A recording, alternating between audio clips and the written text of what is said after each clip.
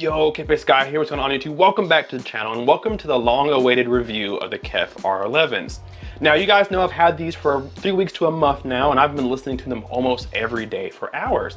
And even today, I've sat down and listened to a lot of different songs. My own personal favorites that I would listen to in the car, things I'm familiar with, we listen to them. And when I say we, I mean Malaya. She's actually here with me. I brought her in to hang out first and foremost, but while she's here, I wanted to pick her brain a little bit because she likes music, but nowhere near to the level that I do. She doesn't care about sound or speakers or home theater, but she's been a friend of mine for a while, and she's been in here in different setups, different arrangements, and my last previous speakers, she's familiar with those as well. So I wanted to kind of sit down and have her tell me her ideas of these speakers and what she thought about them from an outside perspective, somebody who doesn't really care too much about audio like we do per se, and maybe see her thoughts on them. So we're gonna play a little game first. We did this off camera, but we're gonna do it again.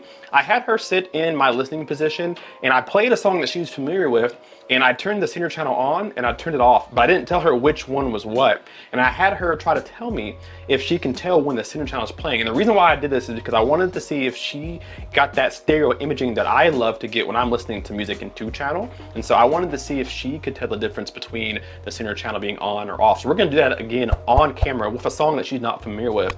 And then I'll tell you again why we're doing that here in a second. Then I'll get on with her thoughts of the speakers, and then I'll give you ultimately my full review of the KEF R11. So I'm gonna flip the camera around, play some music. I'm gonna turn the center channel on or off, not gonna tell her, and see if she can figure it out. So here we go. All right guys, Malaya is in the sweet spot, and theoretically, if my speakers are good, she should have a very hard time telling when a center channel is on or off. And the reason why we're doing this is because there's a thing called stereo imaging. And stereo imaging means when you sit in between your speakers, you should have all the voices come from the center, in the middle. And even if there's not a speaker there, you can get this kind of illusion that the voices are coming from the center, and then all the instruments and all the ambient noise is coming from the left and the right. So if the speakers are good, they should have a huge, wide sound stage. And Malaya here should have a hard time telling me when the center channel is on or when it's off. And like I said, we did this little trick before, and she had trouble telling me. Now, this is a song that she recognized. So we're gonna play some non-copyright music, maybe 20 seconds or so of each. I'm gonna switch the center channel on or off. She doesn't know. And see if she can guess it correctly. You guys on the screen will be able to tell. So I'm gonna play this song really quick. Malaya, maybe 20 seconds, and let's see if you can tell me if number 1 is off, number 2 is off, whichever one, alrighty? All right, here we go, playing the song. Time goes by and yet I wonder, are you and me still the same? Are you still loving the game? I know I don't. You guys just rolling now and under. I know the laughter and the pain. Will I ever love again? I don't know if I can take it anymore. Out of 25 seconds, I'm going to switch it. Hope you have an idea of what's in your head, because right now I am switching it to the opposite. And I'm gonna start the song from the beginning and give you a second chance. Here's number 2. Time goes by and yet I wonder, are you and me still the same? Are you still loving the You have an idea? You You got another 10 seconds to figure it out. I know the laughter and the pain. Will I ever love again? I don't know if I can take it anymore. 25 seconds, it's up. Okay. Malaya, can you please tell our audience what number 1 or number 2, which one is on or which one is off? It's really hard, especially with that song. Before you tell us which one is which, why is it hard to tell the difference? Why is it not like a blatant, obvious, what are you hearing? It's hard because, well, each time it just sounds like the center one's not on. Like it's all coming from the center, I guess. Okay, very good. That's a sign of a good speaker, in my opinion. So I guess it's kind of just 50-50. Yeah. Okay, so number 1 was on or off? I'm taking a guess that it was on. I think it was on? Yeah, and the second one Second one was off. Well, guys, you saw the text on the screen. She's correct. The first one was on, and the second one was off. Actually, let me double check, because you might be, let me see what I did. I'm gonna go look through my menus. Actually, I kind of might have forgot. Right now, the center channel is actually on. So you had it backwards. It's on now, yeah. So I mixed up. I wasn't sitting next to you, so I don't know. But actually, yeah, the first one I was off, and then the second one it was on. So it's really just hard. You just can't tell, really. It's just No, like not at yes. all. Yeah. Do you have like a difference in? It wasn't like any louder in the middle. Like I know everything were coming from the middle, but did it sound louder on one than the other? No, I thought for a moment that I could kind of hear like a little bit of instrument coming like up. Ah. But I was wrong. I couldn't. It was not So right. the one that was off is the one you thought the sound was taller, or is the one that was on that sounded? Do you remember? The one that was Number one's the one you said that was on. Yeah, that was on. It sounded like the sound was Higher. Okay, that's interesting. So the reason why you think that is because of where the center channel was placed. So we've talked off camera why the center channel being so low is a bad thing, and so there was a shift in sound. So it didn't shift far as left and right, but it shifted as far as top and bottom. And that's because when the center channel was on, you probably did hear it, and then it kind of localized itself towards the floor, 'cause that's where it's at, and then it lifted itself up because, as I told you, these tweeters on this are higher than the one down there. So you probably theoretically heard correctly, but you just picked the wrong which one was on. Yeah. So good job. All right, let's do something else. All right, guys. So I'm gonna play one of these demos that I did when I first did the Canton versus KEF video. This is the first song that I used. It's called "My Darling" by David Celeste. It's the song that starts off really soft and like gradually grows into like this massive wall of instruments, and then kind of goes back down. So it really shows off the agility of a speaker. And I really like this song on the KEFs personally, but she's never heard this before. And this is her first time, besides the music we listened to earlier, this is the first time we've done some critical listening for her. When I went to Best Buy and I heard the KEF Blades, I actually brought her with me, and we sat down and listened to the KEF Blades together. And that was her first time ever hearing like stereo imaging and why is the sound coming from the middle and blah, blah, blah. That was her first experience. And so we're replicating that here again because, of course, KEF Blades, KEF R11s are made by the same people. So she kind of remembers what we listened to in Best Buy. So I told her I wanted to try to replicate that sound here today. So what she's going to do, we're going to listen to this pretty shortly, maybe 25 seconds or so. And then I want her to give us her overall thoughts on the speakers. Are they good? Does it matter to you? Do you hear a difference between your car speakers and these speakers? Whatever, right? So let's play this for her. I'm using our Rode mics. I'm not using a stereo mic, so don't listen to it for quality. But let's just let her listen to it for a little bit, and we'll see what she thinks.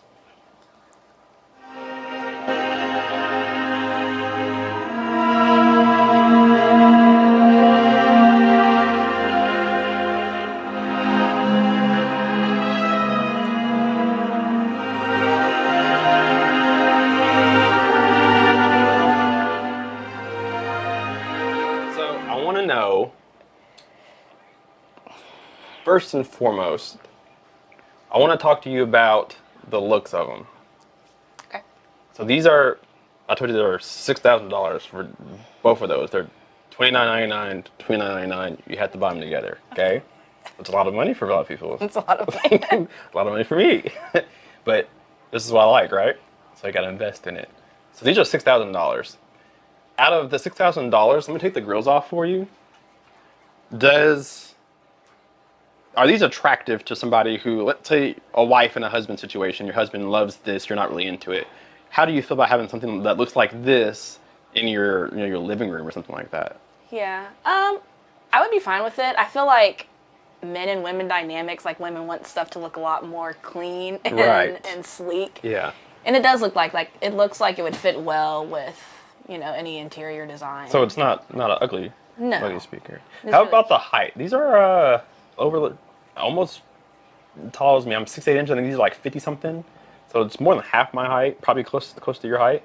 What do you think about having something this big in like a living room or something? Your own living room? I probably wouldn't have it in the living room just because it is so big and bulky. I would have it in like, a theater. Like a dedicated space? Yeah, a dedicated space for it. So my next question to you, do you see the appeal in terms of me buying these? Do you see why I like these so much, or no? Like, do you think it's like, dude, you can get $100 speakers and you can be just as happy? Or do you see why people spend this kind of money for something like this? Does it make sense to you? Yeah, I can definitely see why. So I think you were talking about my this in my car speaker. Yeah. So obviously it's going to sound better than my car speaker. It does. It sounds better than, I also have an Echo, and it sounds a lot better than that. Yeah. Sound quality wise, yeah, I can see the appeal. Would I pay it? No. It's expensive. How about this? You've been to concerts for like a musical or anything like that. you've been to like live concerts, whatever. And we watched some live-ish. We did John Mayer live performance. And she actually told me, so we listened to John Mayer Gravity live performance. And we also went to the original version from the studio. And we both heard an instant difference, but we both favored, I won't say favored one over the other. I like the live version, and you can instantly tell a difference because of the guitar. He plays the guitar in the beginning, and we switched over to the studio version, and he played that same guitar in the beginning in a totally different sound. She liked the overall studio version, I think, better. It was louder, but of course it's been more processed. But you can definitely tell that it came from a studio, especially when you compare it to the live version first. Yeah. But things sound more natural and more instrument-like when you listen to the live version versus the studio version. The studio version was louder. She liked the bass. It had a little beat to it. And so that synthesized beat sounded better to her ears. But overall, the live performance for me was the better one because the instrument sounded like an instrument, which is what was important to me. That was a really cool test that we did, trying to figure out which one we liked the best. I didn't expect to hear that big of a difference from the live version, but the live version just sounds more true to the music, I guess you could say. So I guess I'll just go ahead and ask you, what do you think about the sound of all the music that we listened to today? What do you think? I really like the sound. I think what I noticed most is that it sounds like it's projected a lot more, and it sounds like the music's more immersive than the other ones that you had. It's a lot louder, and I think that's about all that you have for it. technical wise. Does it at all make you want to listen to music more than... I know, like, when people sit in their car and they drive, they turn the music up, they roll down the windows. This is a good time overall.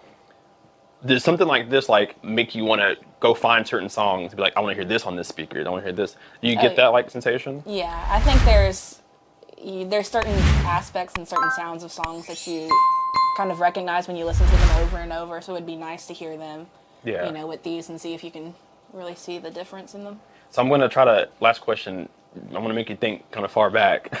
Okay. So the old speakers that are still here, the Canton speakers, you've heard them when they were over there. I think you may have heard them when they're over here. I don't know. It's been a while. So you got to think pretty far back.